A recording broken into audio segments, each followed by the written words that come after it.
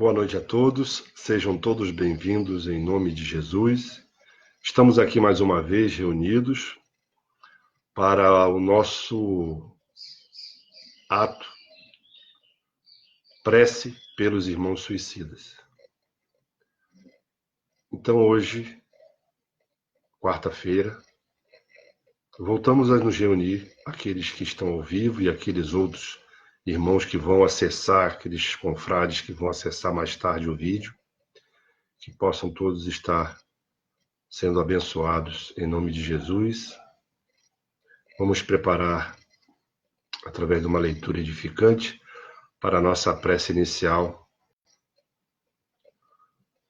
do livro Caminho, Verdade e Vida, psicografia de Chico Xavier, ditado pelo Espírito Emmanuel, capítulo 134. Basta pouco.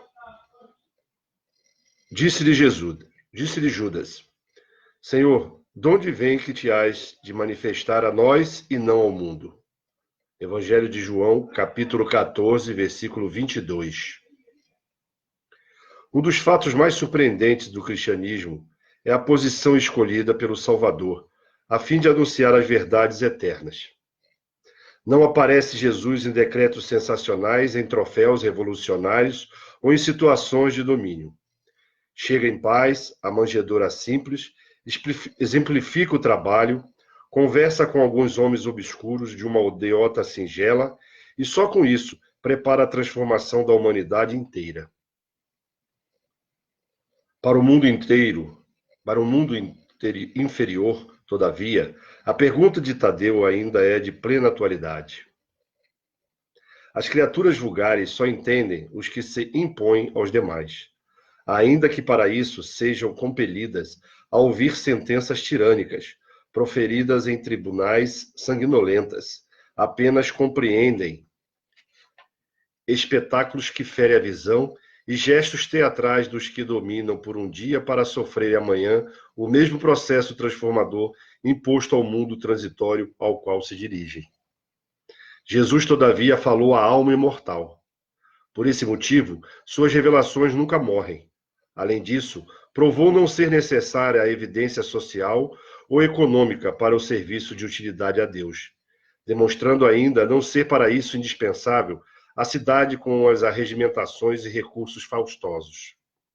Bastarão os princípios edificantes e simples, uma aldeota sem nome e alguns poucos amigos. O portador da boa vontade sabe que foi esse o material com que o Cristo iniciou a remodelação da vida terrestre. Amém. Vamos elevar nossos pensamentos a Jesus mais uma vez e pedir: Mestre, amigo incondicional de todos os momentos da nossa existência, permanece conosco agora e sempre. Abençoa todos que estão nos ouvindo agora e todos aqueles que acessarão e assistirão o vídeo mais tarde. Que possamos estar reunidos com um sentimento fraterno, pensando sobre os nossos irmãos suicidas. Que possamos estar doando esse tempo dos nossos pensamentos, das nossas orações, para que eles possam sentir um momento de alívio dos seus sofrimentos, das suas angústias, e que os irmãos que ficaram na terra, seus irmãos, seus parentes, seus pais, seus irmãos, possam também encontrar, através dessas palavras, o refrigério da alma, o equilíbrio que precisam, para, através da oração, ajudarem os seus semelhantes, ajudarem aqueles entes queridos que partiram prematuramente. Senhor, autoriza-nos que possamos dar início a mais uma prece pelos irmãos suicidas. Que assim seja. Graças a Deus. Pois então, meus irmãos, que nós possamos estar em pensamento ligados a Deus e, através do nome de Jesus, possamos estar fazendo essa caridade com o nosso tempo. Aquele tempo que nós destinamos para doar através da oração, através do pensamento positivo, através do pensamento de amor. Que possamos estar elevando os nossos pensamentos aos nossos irmãos que deixaram a vida pelas próprias mãos e aqueles que deixaram a vida através de mortes violentas, que ainda não conseguiram se reequilibrar no plano espiritual e que os entes queridos que ficaram ainda não conseguiram aceitar a trágica partida. Que possamos elevar os nossos pensamentos e abraçá-los com o nosso carinho, com o nosso amor, para que possam se sentir um pouco melhores, para que possam se reerguer em espírito para continuar a jornada predestinada pelos espíritos superiores quando preparamos a nossa reencarnação. Que possamos cumprir, em bom termo, aquilo que nos predispomos a realizar aqui na Terra. Convido a todos a nos acompanhar na leitura agora do Evangelho segundo o Espiritismo,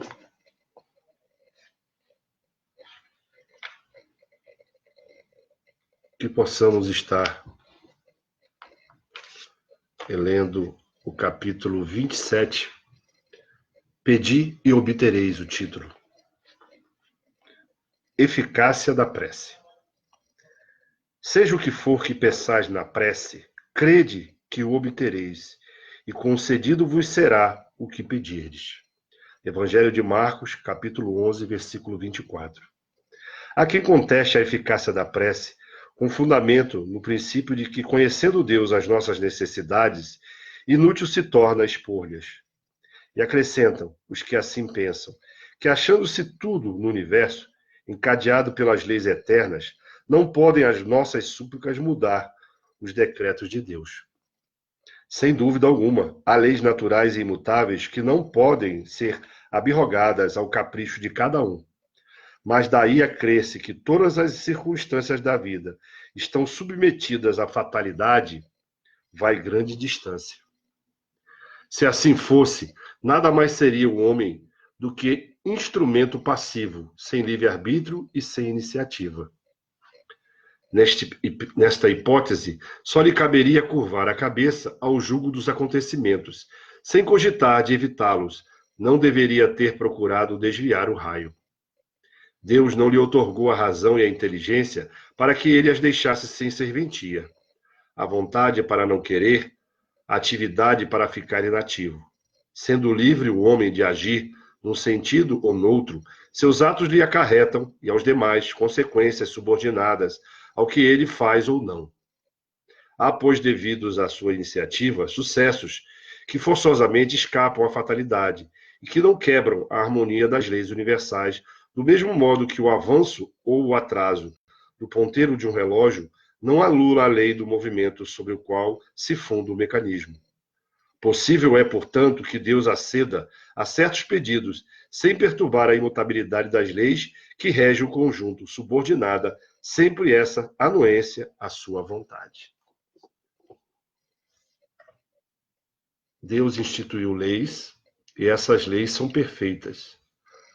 Mas essas leis, também, uma delas, é a lei do livre-arbítrio, onde Deus permite que o homem, usando a razão que ele nos deu, possamos fazer escolhas e possamos, através da prece, solicitar o amparo necessário para executarmos aquilo que a lei divina espera de nós. Todas as vezes que transgredimos as leis de Deus, sofremos. Todas as vezes que obedecemos às leis de Deus, somos felizes e fazemos os outros felizes. Fazemos os nossos semelhantes enxergar a verdade que Cristo nos mostrou há mais de 2000 anos e que eles consigam seguir através da boa prática, seguindo os ensinamentos do Evangelho de Jesus, conseguir avançar, conseguir se melhorar, conseguir se reformar e aí ser feliz e fazer aqueles que estão à sua volta também felizes. É isso que muitas das vezes o ser humano se coloca numa posição depressiva, negativa, porque não consegue enxergar que Deus é amor e que tudo que acontece na nossa existência, Deus sabe, Deus previu, mas sempre respeitando o nosso livre-arbítrio. Deus não quer que nós sejamos vaquinhas de presépio. Deus quer que nós conquistemos, através do esforço próprio, aquilo que Ele preparou para nós, a perfeição relativa a todo ser humano. Mas Ele quer que nós conquistemos o merecimento de sermos chamados filhos de Deus. Deus, como Pai perfeito, não dá nada de mão beijada a seus filhos. Assim como o Pai, que sabe como preparar, como criar o seu filho, sabe que não pode dar tudo de mão beijada a ele, porque senão ele não vai estar preparado para a sua vida de adulto. Deus sabe o que nós precisamos. Então, quando nós oramos, Ele nos atende naquilo que nós estamos pedindo para o nosso bem. Mas aquilo que nós pedimos para o nosso mal, Ele não nos atende, porque Ele sabe que vai prejudicar o nosso desenvolvimento. Assim como um pai, um homem normal, não dá uma panela com água fervendo para uma criança de 5 anos para que ele possa colocar em outro lugar, Deus também não permite que nós nos prejudiquemos através dos nossos desejos infantis. Deus sabe o que nós necessitamos. Ele nos atende quando nós merecemos. Tudo vem na hora certa, no momento em que nós estamos preparados para receber. Até a fortuna, meus irmãos, ela não vem de qualquer maneira. Muitas das vezes a gente vê situações, pessoas que tentam a prosperidade durante muitos anos, só alcançando depois na idade madura. Porque Deus sabe que Ele estará preparado para poder distribuir de mãos cheias aquelas pessoas que o cercam. Não servindo a riqueza só para Ele, mas para todos os irmãos que convivem com Ele. Então vamos buscar o entendimento. O que Deus espera de cada um de nós? O que nós precisamos? O que nós temos que realizar com nossos filhos, com nossos maridos, com as nossas esposas, com os nossos amigos, com os nossos inimigos, com os nossos amigos de trabalho, com os nossos companheiros de luta, de labuta?